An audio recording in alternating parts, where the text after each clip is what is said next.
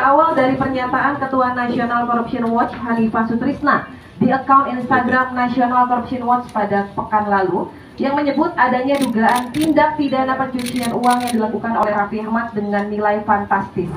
Disebutkan bahwa ada ratusan rekening yang dimiliki oleh Raffi Ahmad sebagai kantong semar untuk mengelola uang-uang haram yang berasal dari para terduga korupsi bahkan terdakwa korupsi yang masuk ke rekening Raffi Ahmad. Raffi Ahmad sendiri sudah membantah dengan tegas bahwa pernyataan tersebut tidak benar dan sejak hari Jumat 2 Februari 2024 Bang Hotman Paris dan tentunya Raffi Ahmad melalui akun Instagramnya mengajak rekan-rekan media untuk datang pada hari ini di Heyo Cafe untuk menjelaskan lebih lanjut dalam acara press conference. Dan untuk itu di depan kita semua sudah terlihat ya Bang Hotman, Raffi dan Bapak Rofik, selamat datang. Apa kabar? Gimana? Baik, alhamdulillah baik. Rekan-rekan media juga selalu menyapa, apa kabar? Kantin. Alhamdulillah. Nah, ini siapa nih? Oke, ini sebelum kita mendengarkan statement langsung dari Raffi, mungkin dari Bang Hotman sendiri bagaimana tanggapan mengenai kabar ini, Bang? Soalnya di mana emang? Kalau debat begini langsung. Willis. Yang pertama adalah gua mau lihat dulu ada nggak batang hidung orang yang kita undang di sini. Nah, kita tantang untuk bawa bukti. Mana orangnya? Halo National Corruption Watch, mana orangmu? Kan kamu katanya ada bukti. Sini dong, udah seminggu di Instagram saya posting, bener gak? Kami undang untuk datang sekarang. Karena kalau nggak ada kamu, ya apa gunanya nih mau bicara gosip doang ya nggak? Ada nggak? Coba lihat apa dari sini. Ada nggak National Corruption Watch? Watch. Nggak ada. Dengar. Kok gayanya di TV, kalau mau masuk TV agar masuk ikut sama Raffi sama Hotman, kami tiap hari masuk TV. Boleh ikut di belakangku nanti. Mana National Corruption Watch? Kita udah tiap hari saya posting, bawa buktinya. Nggak ada. Ini semua adanya tukang gosip semua. Nggak ada ya? Aduh, parah loh. Katanya berani. Oke, yang di TV itu disebutkan dari segi jawabannya pun itu ngawur. Hanya dia bilang, saya dapat telepon, ya kan? Saya dapat telepon, saya zoom, katanya. Itu tuduhan apa itu? Tapi kemudian dulu dikaitkan ke siapa itu pajak? Rafael. Kemarin dikaitkan lagi ke apa kaitannya ke kampanye?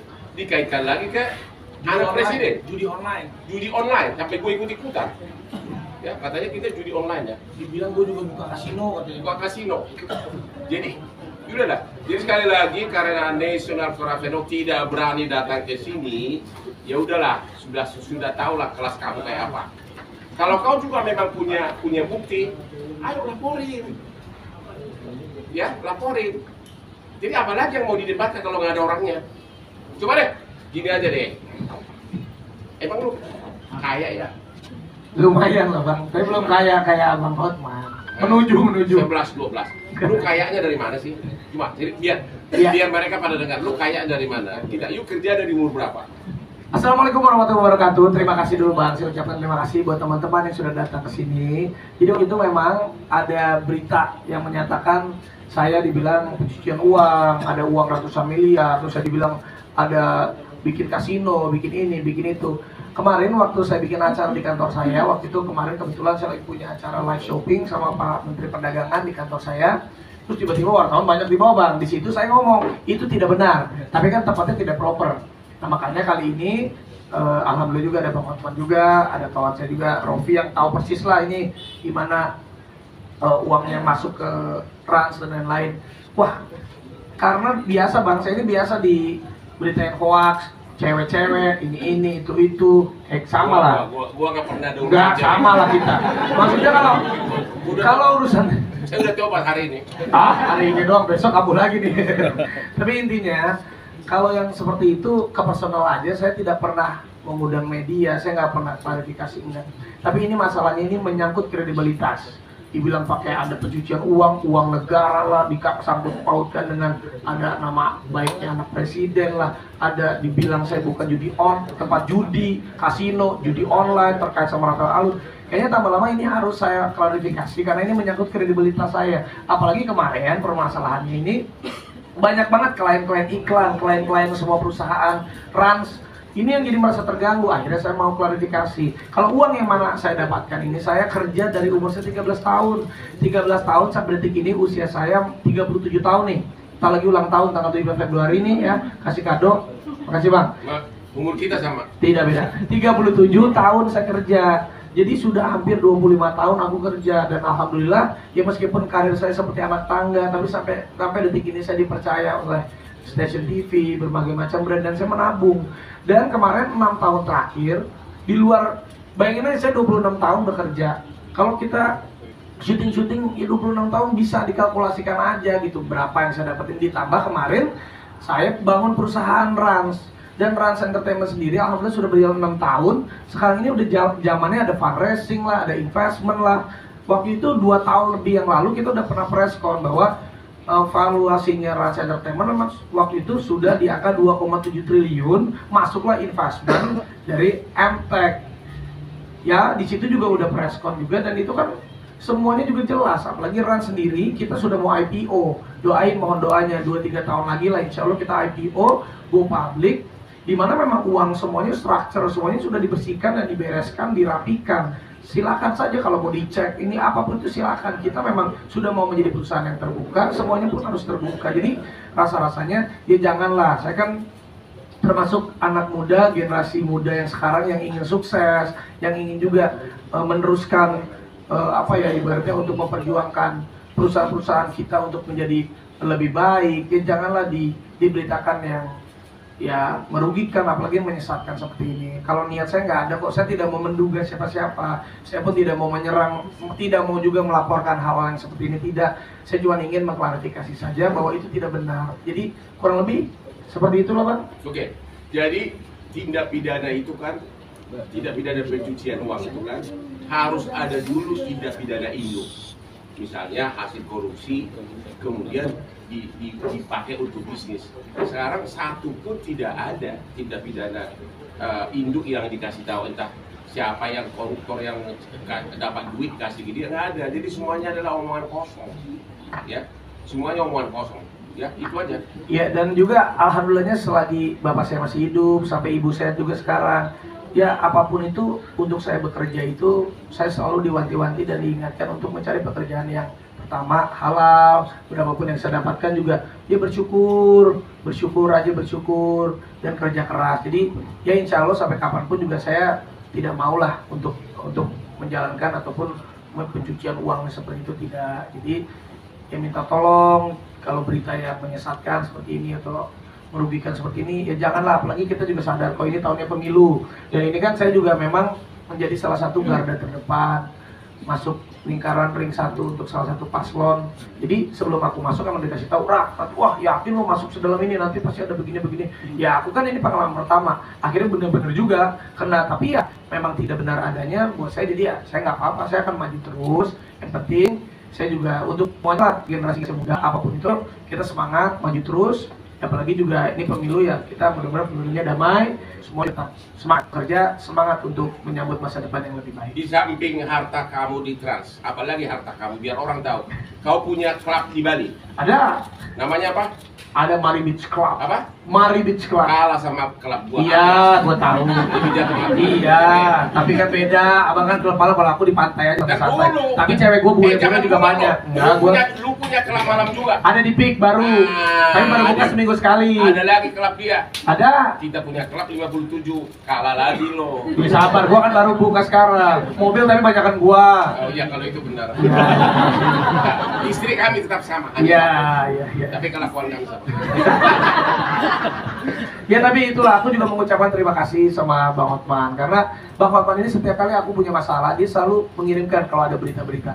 Dari dulu sampai sekarang aku selalu bilang, Bang udah biarin aja. Tapi untuk kali ini rasa-rasanya karena menyangkut kredibilitas perusahaan, karena perusahaan juga harus dijaga dengan baik, lagi mau IPO. Dan ya aku akhirnya Bang, ya Bang minta tolong Bang, aku akhirnya minta tolong beliau. Ini abang ini habis dansa 3 hari 3 malam di Bali. Semalam ini sakit panas dingin. Untung ya bang, minum obat bang, jangan sampai nggak datang bang. Datang. Makasih bang. Thank you. Ya, jadi ada teman. Nah ini sahabat saya Rofi ini udah sahabat saya dari kecil dan terus saudara lah. Dia tahu banget uang masuknya Rans karena dia juga jadi salah satu corporate-nya lawyernya perusahaan saya. Dia tahu persis. Mungkin ada yang boleh sampaikan ke Enggak, pastikan dulu sebelum kau jawab. Ada berapa puluh kali dia kirim transfer ke cewek untuk skincare. Pastikan dulu, jangan salah ngomong. Kalau nggak ada, pura-pura nggak tahu aja. Kalau transfer itu cash gitu. dibocorin deh. Aduh. Mana nih? Paling menjelaskan aja ya. Jadi sebenarnya kalau bicara tentang uangnya. Pakai mic dong. Uangnya Mbak. Nah, udah bisa. Jadi menjelaskan kenapa uangnya bisa banyak, ini kenapa bisa begini, kenapa bisa begitu. Pertama, sebenarnya kan Raffi ini kan secara bisnisnya memang waktu awal-awal pas pandemi itu kita bikin perusahaan. Jadi perusahaan ini juga didirikan dari nol, bukan langsung gede. Sebenarnya perusahaannya dari sebelum COVID, Ya, tapi berkembangnya digitalisasinya saat lagi COVID. Dan kebetulan aja rezekinya COVID ini meledak lah perusahaannya. Jadi secara garisannya, secara bisnis, secara core-nya itu kita sudah bagi tidak main di entertainment saja, tapi di semua lini bisnis juga kita sudah bikin platform yang berbadan hukum. Jadi kita udah setting sebenarnya semuanya dari mulai holding company, dari mulai anak perusahaan, semua itu sudah tersusun dan terstruktur dengan baik. Makanya Rans itu holdingnya. Kita punya 15 unit anak perusahaan. Dan semuanya ini taat pajak. Semua pajaknya nggak ada masalah. Kalaupun dibilang kemarin ada aliran nggak wajar, kan pajak bisa dicek nantinya kalau ada aliran nggak wajar. Makanya apa yang dituduhkan itu sebenarnya harus ada basicnya ya, bang ya. Harus ada basicnya. Kalau misalkan memang ada wajar, nanti ada instansi-instansi terkait nanti yang akan mungkin terima kasih bang. Baik kayak OJK kan coba surat BNI, cek semua ini. Buat kita open aja, buka aja. Kalau memang ada yang nggak wajar, tolong dibuktikan saja. Ya intinya saya pengen baik-baik aja lah, saya nggak pengen punya musuh. Ataupun kita juga kerja keras dari kecil sampai sekarang. Ya apapun yang saya dapetin saya bersyukur aja. Oke, nah pertanyaan. Sekarang sudah termasuk kategori negara di mana jumlah penduduknya fitnah terlalu banyak dan tukar nyinyir. Jadi kita harus selektif mana yang harus diajukan ke pidana atau tidak. Ya. Kami ini adalah pengusaha, kami memprioritaskan bekerja, dan kalau memang ada buktinya kami siap hadapi dimanapun.